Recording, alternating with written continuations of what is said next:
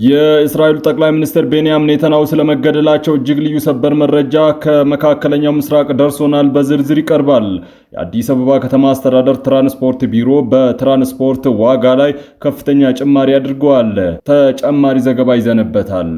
በኢትዮጵያና ኤርትራ መካከል ጦርነት ከተነሳ የአፍሪካ ሁለተኛው የዓለም ጦርነት እንደሚሆን ተገልጿል። ኢራን በኢነርጂ ተቋማት ላይ ለደረሰባት ጥቃት በመካከለኛው ምስራቅ ሀገራት ባሉ የአሜሪካ ተቋማትና አሜሪካ ድርሻ በያዘችባቸው ተቋማት ላይ ጥቃት እንደምትፈጽም ገልጻለች። ውድ ቤተሰቦቻችን በዛሬ ቆይታችን እነዚህንና ሌሎችንም ሀገር አቀፍ ቀጠናዊና ዓለም አቀፍ መረጃዎችን በዝርዝር ወደ እናንተ እናቀርባለን። ለቤቱ አዲስ የሆናችሁ ሰብስክራይብ በማድረግ የደወል ምልክቷን በማብራት የቤቱ አባል ትሆኑ ዘንድ በታላቅ ትህትና እንጋብዛለን። በቅድሚያም የዕለቱን የቢዝነስ ዘገባዎች አስቀድመን ወደ ዝርዝር ዘገባዎቹ እናልፋለን። ዛሬ በዳሽን ባንክ አንድ የአሜሪካን ዶላር 153 ብር ይመነዘራል። የአውሮፓ ዩሮ 181 ብር ከ7 ሳንቲም፣ ፓውንድ ስተርሊንግ 209 ብር ከ1 ሳንቲም፣ የስዊዝ ፍራንክ 198 ብር ከ5 ሳንቲም፣ የተባበሩት አረብ ኤምሬቶች ድርሃም 44 ብር ከ3 ሳንቲም፣ የሳውዲ ሪያል 43 ብር ከ2 ሳንቲም እየተመነዘረ ሲሆን በአቢሲኒያ ባንክ አንድ የአሜሪካን ዶላር 153 ብር ከ3 ሳንቲም፣ ፓውንድ ስተርሊንግ 208 ብር ከ2 ሳንቲም፣ የአውሮፓ ዩሮ 183 ብር ይመነዘራል። የስዊዝ ፍራንክ 195 ብር ከ5 ሳንቲም፣ ድርሃም 44 ብር ከ1 ሳንቲም፣ የሳውዲ ሪያል 43 ብር ከ6 ሳንቲም፣ የቻይና ዩዋን 22 ብር ከ2 ሳንቲም ይመነዘራል። በህብረት ባንክ አንድ የአሜሪካን ዶላር 153 ብር ከ3 ሳንቲም፣ ፓውንድ ስተርሊንግ 207 ብር ከ4 ሳንቲም፣ የአውሮፓ ዩሮ 182 ብር ከ8 ሳንቲም በዛሬው ዕለት የምንዛሬ ዋጋ ነው። የአዲስ አበባ ከተማ አስተዳደር ትራንስፖርት ቢሮ የትራንስፖርት ታሪፍ ላይ ጭማሪ ያደረገ። የአዲስ አበባ ከተማ አስተዳደር ትራንስፖርት ቢሮ በነዳጅ ምርቶች የችርቻሮ መሸጫ ዋጋ ላይ የተደረገውን ጭማሪ ተከትሎ በከተማ ውስጥ የህዝብ ትራንስፖርት ላይ አዲስ የታሪፍ ጭማሪ ማድረጉን አስታውቋል።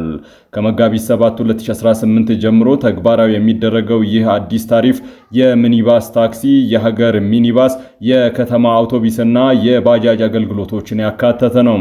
ቢሮ ይፋ ባደረገው መረጃ መሰረት በሚኒባስ ታክሲ 2.5 ኪሎ ሜትር የሚደረግ ጉዞ በ10 ብር ታሪፍ የሚቀጥል ሲሆን የርቀት መጠን እየጨመረ ሲሄድ ዋጋውም ተመጣጣኝ ጭማሪ አሳይቷል። ለምሳሌም እስከ 10 ኪሎ ሜትር የሚጓዙ ተሳፋሪዎች 35 ብር እንዲከፍሉ የተወሰነ ሲሆን ረጅሙ 20 ኪሎ ሜትር የርቀት ጉዞ ደግሞ 55 ብር እንዲሆን ተደርጓል። በሚኒባስ በኩል በተመሳሳይ የዋጋ ጭማሪ የተደረገ ሲሆን እስከ 8 ኪሎ ሜትር የሚደረግ ጉዞ 15 ብር እንዲከፍል ተወስኗል። ከፍ ያሉ የጉዞ ርቀት ያላቸው ማለትም ከ20 እስከ 24 ኪሎ ሜትር የሚጓዙ ተሳፋሪዎች 40 ብር እንዲከፍሉ የተወሰነ ሲሆን በዘርፉ ረጅም ተብሎ የታየው የ28 ኪሎ ሜትር ጉዞ 45 ብር ታሪፍ ተቆርጦለታል። የከተማ አውቶቡስ አገልግሎትን በተመለከተም አጭሩ 7.5 ኪሎ ሜትር የጉዞ ርቀት በ10 ብር እንዲጀምር ተደርጓል። ጉዞ እየረዘመ በሄደ ቁጥር ታሪፉ የጨመረ የሚሄድ ሲሆን እስከ 23 ኪሎ ሜትር ርቀት በ30 ብር፣ እስከ 45 ኪሎ ሜትር ርቀት ደግሞ በ60 ብር እንዲሁም የ50 ኪሎ ሜትር አውቶቡስ 70 ብር እንዲከፍል ተወስኗል።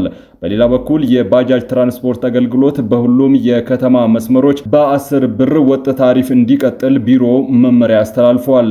ቢሮ የትራንስፖርት አገልግሎት የሚሰጡ ሁሉም ተቋማት ባለንብረቶች ማህበር በአገልጋይነት ስሜት ህብረተሰቡን እንዲያገለግሉ የጠየቀ ሲሆን ከተቀመጠው ህጋዊ ታሪፍ ውጪ የሚያስከፍሉ የአገልግሎት ሰጪዎች ላይ ጥብቅ ቁጥጥር እንዲደረግ አስታውቋል። ህብረተሰቡ ማንኛውም ታሪፍን የተመለከተ ጥሰት ሲያጋጥመው በነፃ የስልክ መስመር 9417 ጥቆማ መስጠት ይችላልም ብሏል።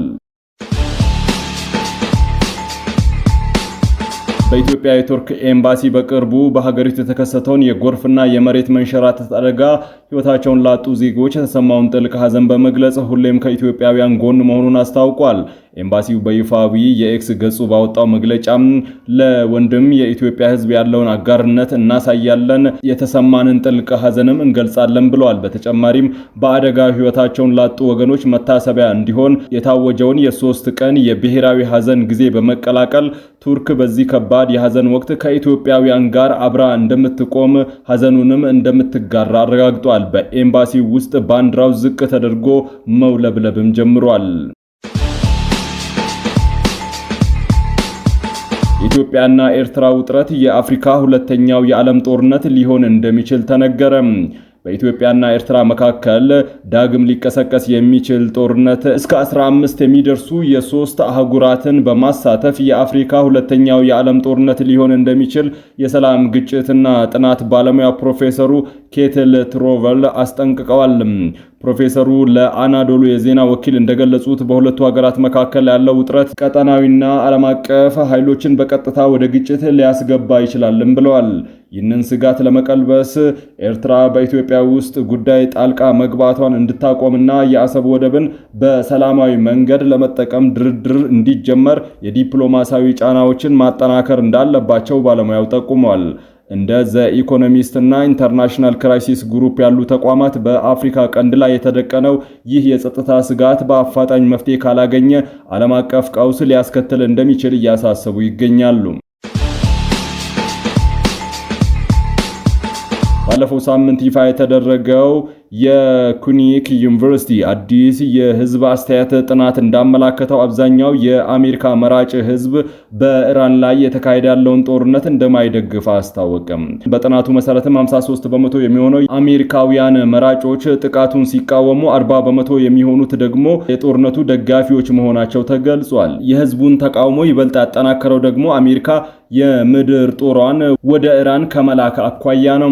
የህዝቡ ተቃውሞ ይበልጥ የተጠናከረው ደግሞ የአሜሪካ ምድር ጦር ወደ ኢራን ከመላክ አኳያ ነው። ጥናቱ ከተካሄደባቸው ሰዎች መካከል ወደ 3/4 ወይም 75 በመቶ የሚጠጉት የአሜሪካ እግረኛ ጦር ወደ ስፍራው እንዲዘምት እንደማይፈልጉ፣ እርምጃውን አጥብቀው እንደሚቃወሙ በግልጽ አስታውቀዋል። ከዚህ ባሻገርም አብዛኛዎቹ ተሳታፊዎች ጦርነቱ ሊያስከትል ስለሚችለው ሰፊ መዘዝ የተጨነቁ ሲሆን ከ3/4 በላይ የሚሆኑት ይህ ግጭት በአሜሪካ መሬት ላይ ሊፈጸም የሚችል የሽብር ጥቃት ስጋት በእጅጉ ከፍ ሊያደርገው ይችላል የሚልም ፍርሃት አድሮባቸዋል። ጥናቱ አሜሪካ ለእስራኤል ስለምትሰጠው ድጋፍ በህዝቡ ዘንድ የተከፋፈለ አመለካከት መኖሩንም አሳይቷል።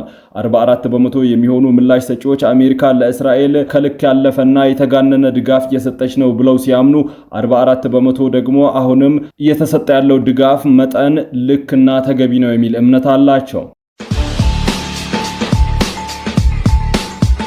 ኢራን በኤነርጂ ተቋማት ላይ ለደረሰባት ጥቃት በመካከለኛው ምስራቅ የሚገኙ የአሜሪካ ኩባንያዎችን በማጥቃት ምላሽ እንደምትሰጥ የኢራን የውጭ ጉዳይ ሚኒስትር አባስ አርጋቺ መግለጻቸው ተዘገበም። የውጭ ጉዳይ ሚኒስትሩ የኢራን ተቋማት ኢላማ የሚደረጉ ከሆነ ኃይሎቻችን በቀጠናው ያሉ የአሜሪካ ኩባንያዎችን ወይም አሜሪካ ድርሻ የያዘችባቸው ኩባንያዎችን የጥቃት ኢላማ ያደርጋሉ ማለታቸውን ከኢራን እስላማዊ አብዮት ዘብ ጋር ግንኙነት ያላቸው ተስኒም ዜና ወኪል ዘግቧል። በእርግጠኝነት ለነዚህ ጥቃቶች ምላሽ እንሰጣለን፣ በተመሳሳይ ጥቅጥቅ ያለ የህዝብ የሚገኝባቸው አካባቢዎች ኢላማ ላለማድረግ ጥንቃቄ እናደርጋለን ብለዋል። የውጭ ጉዳይ ሚኒስትሩ ይህንን ያሉት አሜሪካ ለኢራን ወሳኝ በሆነውና የሀገሪቱ 90 በመቶ ነዳጅ ይተላለፍበታል ተብሎ በሚታሰበው ሀርግ ደሴት ላይ ጥቃት ከፈጸመች በኋላ ነው። የኢራን የዜና ወኪል ባወጣው ዘገባም አሜሪካ የአየር መከላከያዎችን፣ የባህር ኃይል የጦር ሰፈሮችን፣ የአየር ኃይል መቆጣጠሪያ ህንፃ እንዲሁም የሄሊኮፕተር ማቆሚያ ስፍራ ላይ ጥቃት መፈጸሟን አስታውቋል። በነዳጅ መሰረተ ልማቶች ላይ የደረሰ ጉዳት አለመኖሩን ዘገባው አመላክቷል። በተጨማሪም የውጭ ጉዳይ ሚኒስትሩ ከአሜሪካ መገናኛ ብዙሃን ኤቢሲ ኒውስ ጋር ባደረጉት ቃለ ምልልስ አሜሪካ ኢራን ውስጥ የሚገኙ የሲቪል ኢላማዎችን ጥቃት እየፈጸመች ነው ሲሉ ከሰዋል። አሜሪካ ጦርነቱ ከተጀመረ አንስቶ ከዚህ ጋር በተያያዘ የሚቀርብባትን ክስ አስተባብላለች።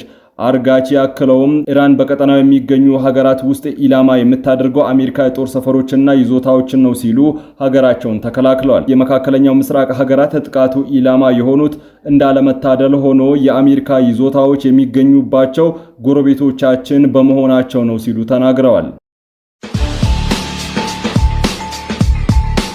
ባለፉት 48 ሰዓታት በመካከለኛው ምስራቅ የሚገኙ የተለያዩ ዜና አውታሮችና የማህበራዊ ሚዲያ ገጾች በእስራኤሉ ጠቅላይ ሚኒስትር ቤንያሚን ኔታንያሁ ደህንነት ዙሪያ እርስ በርሱ የሚጋጩ መረጃዎችን ሲያሰራጩ ሰንብተዋል። በተለይም የኢራን የዜና ምንጮች ጠቅላይ ሚኒስትሩ በኢራን ወታደራዊ ጥቃት ተገድለዋል የሚሉ መረጃዎችን በስፋት እያሰራጩ ይገኛሉ። ይሁን እንጂ እስካሁን ድረስ ይህ መረጃን የሚያረጋግጥ ማንኛውም ይፋዊ ዓለም አቀፍ ተቋም ወይም የመንግስት አካል አልተገኘም። የቱርኩ አናዶሉ የዜና ወኪል ጉዳዩን አስመልክቶ ባወጣው መረጃው መሰረተ ቢስና ፍጹም ውሸት መሆኑን ገልጿል። ይሁን እንጂ ጠቅላይ ሚኒስትሩ ለተከታታይ ቀናት በአደባባይ አለመታየታቸው ለወሬው መባባስ ምክንያት ሆኗል። ይህንን ተከትሎም የኢራን ከፍተኛ ወታደራዊ መሪዎች ለሀገሪቱ የዜና አገልግሎት በሰጡት መግለጫ ይህ የህፃናት ገዳይ ጠቅላይ ሚኒስትር በህይወት ካለ የትም አያመልጥም ሲሉ ዝግጅታቸውንና ቁርጠኛነታቸውን ገልጸዋል። በሌላ በኩል ከጉዳዩ ጋር በተያያዘም በአንድ ህንዳዊ ጋዜጠኛ ላይ የተወሰደው እርምጃ የብዙዎችን ትኩረት ስቧል። ግለሰቡ በዘገባው ወቅት ጠቅላይ ሚኒስትር ቤንያሚን ኔታንያሁ የድብቅ መደበቂያ ቦታ ነው ያለውን ስፍራ ጠቁሟል በሚል በቁጥጥር ስር መዋሉ ታውቋል። ይህ ክስተት በእስራኤል የደህንነት መዋቅር ውስጥ ያለውን ስጋትና ጥንቃቄ የሚያሳይ ሲሆን መረጃው ለጠላት ወገን ስልታዊ ጠቀሜታ እንዳይሰጥ በሚል የታገደ መሆኑ ይገመታል። ኔታንያሁ ጉዳይ አሁንም አጠራጣሪ ሆኖ ቢቀጥልም የእስራኤል ወገን እስካሁን የሰጠው ይፋዊ ምላሽ የለም። ይሁንና በኢራንና በእስራኤል መካከል ያለው ጦርነት ስጋት ምንጊዜውም በላይ ከፍ ብሏል። የዓለም አቀፉ ማህበረሰብ ጉዳዩን በትኩረት እየተከታተለው ይገኛል። አሜሪካና እስራኤል በጋራ በኢራን የከፈቱት ጦርነት ቀናትን ተሻግሮ አሁንም መካከለኛውን ምስራቅ እያወደመ ይገኛል።